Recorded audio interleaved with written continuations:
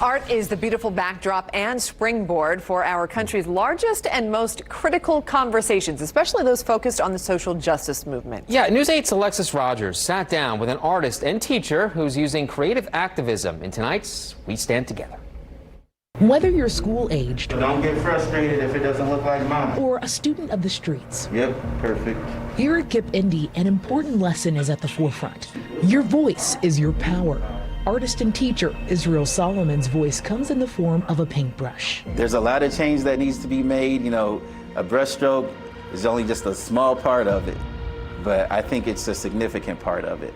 Every line, curve, and color comes with its own feeling and purpose. I wanted to use a lot of vibrant color to express this scene, to give it a lot of energy.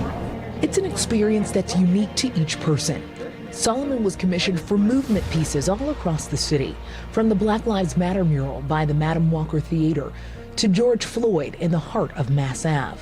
Most recently, the City of Fishers and Fishers Arts and Culture commissioned Solomon and Nikita Whitson for a new traveling mural of Wes Montgomery, located right in front of Fishers City Hall. Wes Montgomery was a Hoosier jazz musician who served as an inspiration for Jimi Hendrix. Solomon's goal is to add color to people's perspectives. With art, it seems like you can have certain conversations that it'll prompt certain conversations that maybe just words won't. Have you found that with your artwork, both in the classroom and out in the community? Definitely, because I think that with art, connections could be made that would not normally be made, because two people can come and look at a piece of art and they can have two different feelings on that piece of art, but if it's emotive, they're going to talk and it's going to promote conversation. And I think that that's one of the most important things about creating art, is to invoke conversation and emotion to the person who experiences that piece of art. When it comes to Fishers, the city says that it's trying to create its identity. And that's such a special time, because a lot of times we don't get a chance to see cities create their identity. How do your murals go into that creation, and what do you think that says about the future of Indianapolis and the cities around it, and how they're trying to create an identity in the midst of everything that's going on? I think it's beautiful. I know that with my art, I love to express myself with a lot of vibrant, energetic color. And I think that the city of Fishers, the city of Indianapolis, I've noticed that they're embracing the arts. I think they're doing just that. They're adding a vibrancy to the city and a brilliance that many people didn't even realize was here before these things have occurred. So there's like a new scene coming up. We've got all the artists who were involved in the Black Lives Matter mural. It's almost like we came together and we created something. A lot of us didn't know each other prior to, but now we're developing relationships, we're doing shows together, and I feel like there's a rebudding art community here in Indianapolis, and I'm hoping that that also continues into Fishers as well.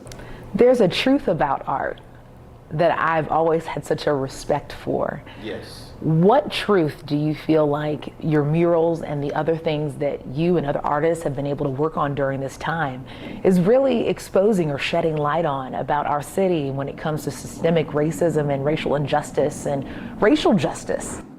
I think the truth that my art has shed upon the city, and my fellow artists as well, is that something needs to change.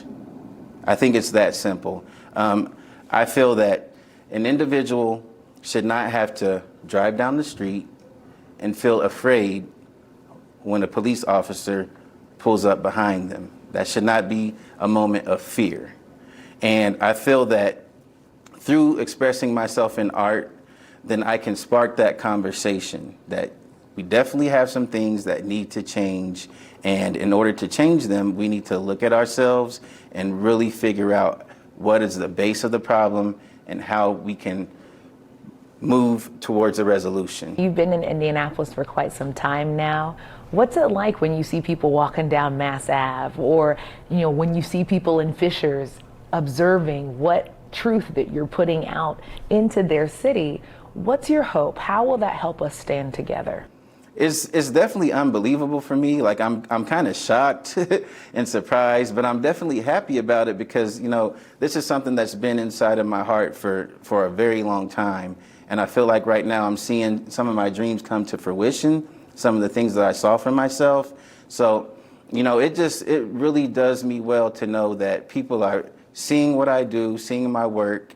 There's a message behind my work. And I feel that the message that I'm providing is one of positivity. And I hope that with what I'm doing, I can provide some unity in some places that maybe there weren't any unity, or just really an understanding, empathy. That understanding, what do you hope that people will start to gain as far as that understanding? Because I think that that's one of the most powerful parts. I think one understanding is just the appreciation for the arts. And I see that coming along. People are more appreciative of the arts right now. And I think with that, second comes just kind of a sense of empathy. Last question for you. Do you think that we're at the turning point of our city really changing its identity and the cities around it? I think we are at a turning point because honestly, prior to the events that have occurred this year, unfortunate events that have brought this time about, I felt like things were just kind of going the course and there was no change. But now I think that there are more ears that are willing to hear what we have to say. That mural in Fishers is the first of a series called The Celebration of the Cultural Contributions of Black Hoosiers, a traveling mural program, and will be on display through October at City Hall before traveling to other locations around Hamilton County. Remember, you can see all of our We Stand Together profiles online at wishtv.com.